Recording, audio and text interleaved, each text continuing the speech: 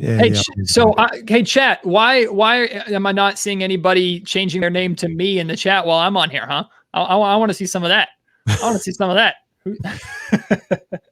Oh, ask and you shall receive. Like, I don't imagine it's going to take too long before the Matt George. I'll even pretend to type so that people think it's me. You can say whatever you want. I'll pretend it. We've had some good ones in here. We always knew Matt George was lurking in the background. I've been lurking. We didn't want to get you in trouble. There's a few people in here that disagree. They say Buddy is better than Terrence Davis. I disagree. Terrence Davis, number one, I bet in practice, Terrence Davis be busting Buddy's ass and he'd be locking him up. I think that's number one. Number two, Buddy shoots better. What else does he do better than Terrence Davis? See, Casey, I'm not ready to say that yet, but what I said pretty much from day one when we started seeing Terrence Davis get significant minutes, and really when the Kings brought in Terrence Davis, I said Terrence Davis is showing the Kings that Buddy Hield it's not that hard to replace him. Like, it's really not that hard. I get the elite shooting, and Buddy can have those nights where everything he puts up is going in. But overall, it is not that hard to replace Buddy Hield, especially with a guy who's making what is his contract now? Like $4 or $5 million or something like that. And Buddy's at 22. Like, the way Buddy's playing right now, like if he played like he did in 18-19, then sure, like, yeah, that was a really good Buddy Hield. But I think that guy's gone. Yeah. Yeah. With how he played in the Dave Yeager system, but he didn't like that either. It'll be interesting. Buddy will be an interesting guy to watch this year, no matter what team he's on. If he's on Sacramento, and I'm of the belief he's going to be a Sacramento King. We talked about Marvin not fitting what the Kings are building, but he doesn't exactly fit that either, you know. But at least we know Buddy can do something versus Marvin. But the one thing about Buddy that I always just have tremendous amount of respect for, I feel like he works really hard. Always. And I just have a tremendous amount of respect for that. Like, I feel like he works his ass off. Yeah. Absolutely. And he shows up every night. I don't know what's going on in the chat. Like, I don't They're know throwing tomatoes from me saying Terrence Davis is better than Buddy. Oh, okay. Oh, it's at you? I thought it was at me. Wow, I'm excited. That's not on me. No, they're throwing tomatoes for that right take. I tell you what. Nobody's answered that in the chat, though. What Buddy shoots better? What else does he do better than Terrence Davis? He doesn't. Not a damn thing. He did show an ability. Oh, dear. David's throwing watermelons. Everybody watch out. Watch out. David. Now, David, I think you can do it. I don't want everybody else to take. David, you can get away with it. Don't everybody else follow that, because it becomes problematic. Hey, do you know Steve Kerr's son's name? Steve Kerr's son's name? Yep. Should I know Steve Kerr's son's name? Well, you're never going to forget it once I tell you. Okay, I'm in. Okay, it's Nick. Nope. Nope. We had no idea until today. Nope. His name is Nick. Nope. Not doing Matt's internet's about to cut out. Matt's like, this show's over.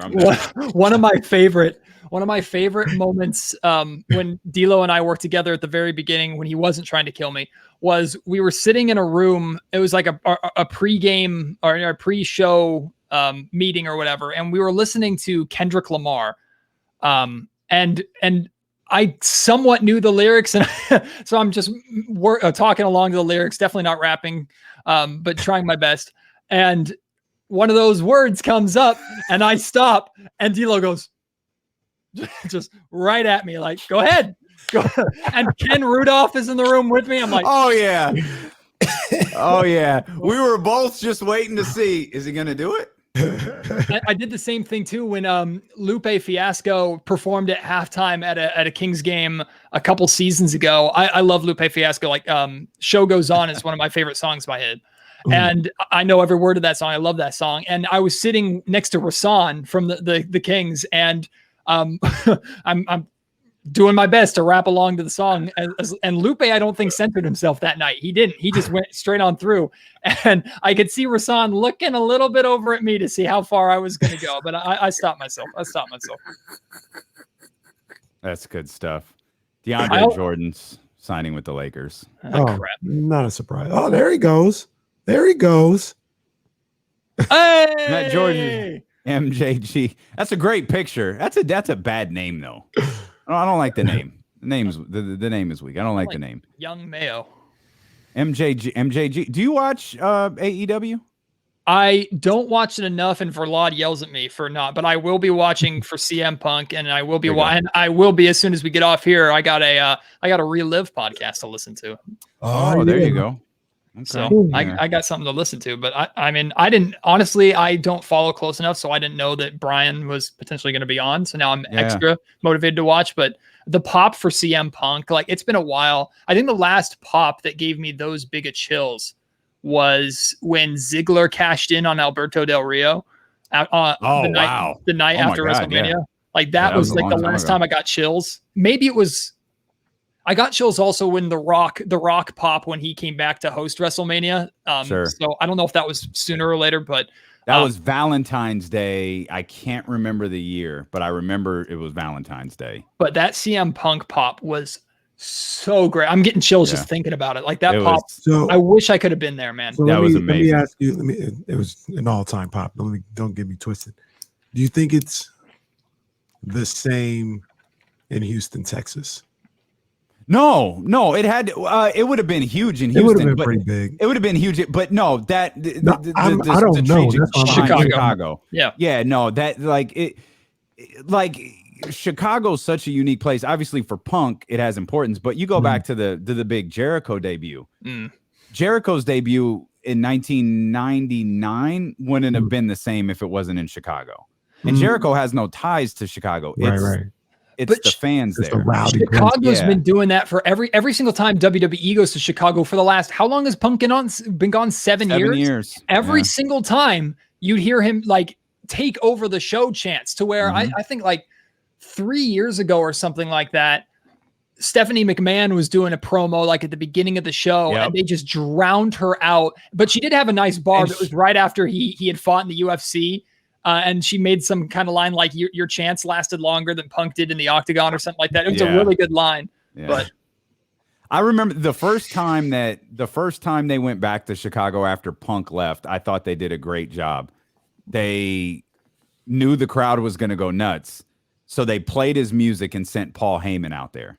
And Paul Heyman did the CM Punk sit down in the middle of the ring, cut this amazing promo about Punk, and then managed to tie in Brock Lesnar and promote whatever. I don't know if it was Brock. I don't remember what it was, but he promoted something. So I don't know how rights work in wrestling, period. So WWE at that point, like, does Punk own his Cult of Personality? You're licensing it. So he's able to use it in AEW, but WWE was able still to use it even after he left. Like, how does that work? Because because remember when, or I shouldn't say remember. The first time they were in Chicago after Punk left was weeks. It was weeks after it was like 2. It was really close to the time after he walked out.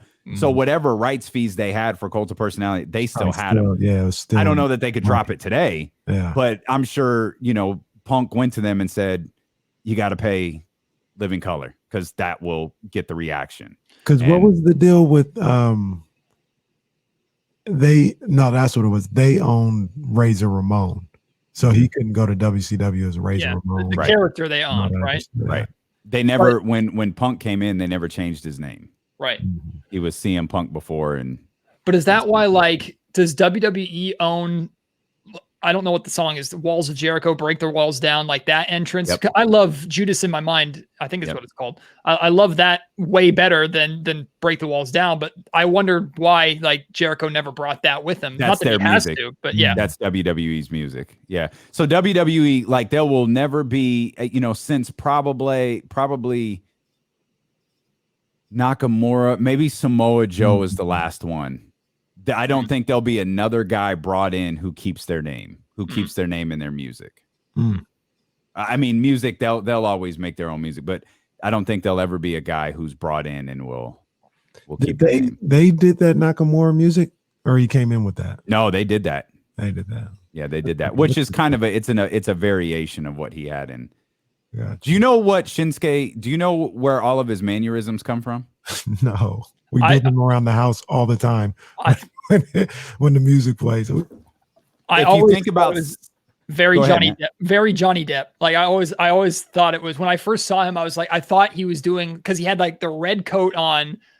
He still wore that red coat like in New Japan, and he did the mannerisms, and I always thought he was going for like his version of like that Johnny Depp type character, but I have no idea. it's Michael Jackson. The coat that makes so much sense. He loves Michael Jackson. Think about his red and black outfit. The hair. Oh, it makes so much sense. He loves Michael Jackson. He based his mannerisms like a lot of that. The pose that he does, the thing where the music hits and he drops. Yeah, that's Michael Jackson posing. Like not that particular pose, but it's the pause that Michael Jackson takes on stage. It's Jericho did the same thing. If you ever hear Jericho talk about his debut in Chicago. When he does the thing, I think Austin asked him about it. Where did you get that idea? He goes, I got it from Michael Jackson. Michael Jackson used to take the stage. Like you could look at the History tour. Michael Jackson would like show up in a spaceship, right? And the crowd would go crazy. You wouldn't see him. You just see the spaceship. Crowd would go crazy. Boom, the door would open. Michael Jackson would just freeze. Like he wouldn't move. Super Bowl. Crowd going crazy. And then takes his glasses off. Crowd goes crazy again. And he just took all of these like different ways that's what he to get reactions from the crowd. That's what he did in the Super Bowl. I think he stood there for 5 minutes. Or something I have a ton of Michael Jackson concerts on one of my computers. There's one where he's legit standing there for 12 minutes. Send them to me, please. I seriously want to watch those. I'll share the hard drive with you. Yeah, no problem. You know what's weird is to everything always comes back to the Kings, of course. I have a very like Kings and Michael Jackson synonymous memory because the day that I found out of Michael's passing, I was in the car with my uncle and we were on the way to Arco, and that was the draft party for the Tyreek Evans draft. And I don't know if that was the same day that he passed, but we were listening to the radio. It was like hours before the draft. Yeah, we were listening to the radio and I heard it. And then I remember distinctly being on the way to Arco. So for some reason Michael Jackson and the Kings are synonymous in that way, but I don't know. Yeah, I hadn't been on specifically. I hadn't been on so I'll never be able to answer this question. For some reason, my TV landed on Hollywood. And I can count exactly how many times my channel had landed on the E channel. Once. And it was that day. And I saw on the bottom line, Michael Jackson like taken to a hospital or something. So I go to TMZ. And TMZ was all over it. And so for some reason, I just stayed glued to TMZ and I kept refreshing. And, you know, TMZ reported Michael Jackson died like 30 minutes before CNN and anybody else. But I had been away from KSFM for a full year and they called and asked me to come do a show. That's what I remember the most about that day, because it was just like he dies and it's like, oh, my God. My mom called and then I hung up with my mom. And then my old program director called. He was like, hey, do you want to come do a show? And so I went in and I did a show for like 4.5, 5 hours that day on KSFM. This is a conversation that completely alienates the chat here, but I listened and I was lucky enough. Angie played for me the tribute that she put together for Michael. I think it was right around that time. And I think she was telling me a story about you being in the room with her because her boss at the time was saying to like take stuff out or something that was like, he didn't know what it was. Exactly. And it was very Michael. Yeah. And so I listened to that and she was telling me stories about that day and putting that stuff together because Angie is, of course, huge into Michael too. So, man, to be a little bit older to have been able to experience that era. Yeah. That was a crazy day. I was in LA that day. So I was in LA. Oh, the city stopped, you know, everybody just. I think Angie drove to Neverland. Ask her. Well, you don't work down the hall from her anymore, but yeah, I think she went to Neverland that day. I think she just got on the road and started drawing. Crazy time. All right, y'all.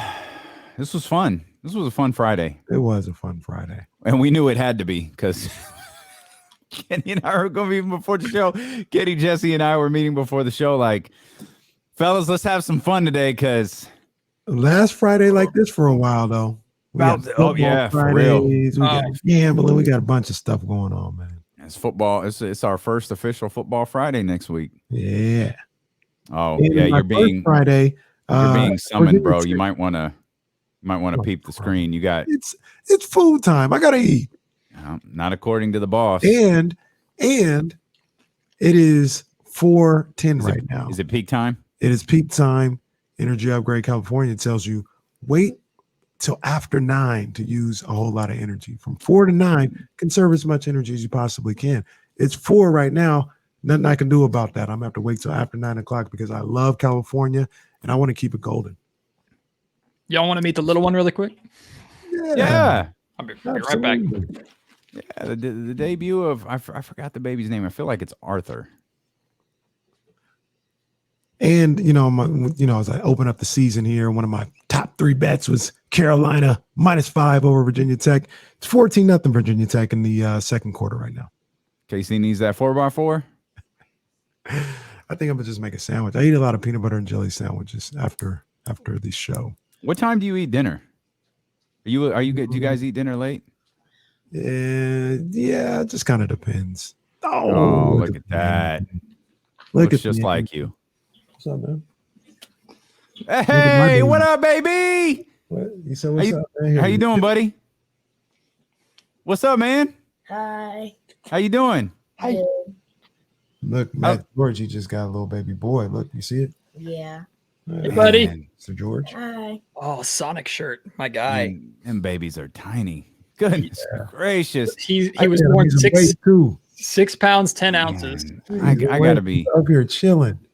Man, one day, like real quick, Matt, real quick, you're gonna be like this, and you're gonna be like, "What the hell happened?"